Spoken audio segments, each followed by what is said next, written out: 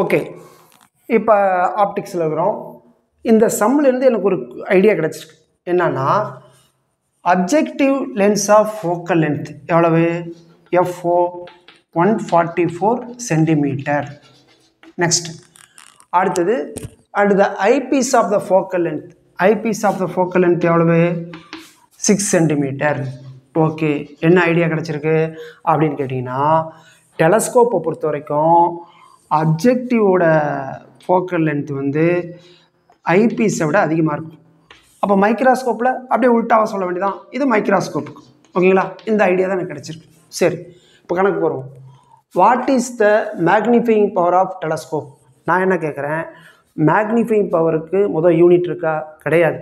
அப்போ இது சென்டிமீட்ரு, இது சென்டிமீட்ரு, டிவைட் பண்ணால் யூனிட் கேன்சல் ஆயிருமா? அப்போ மேக்னிஃபிகேஷனுக்கு டிவிஷன் பண்ணும்.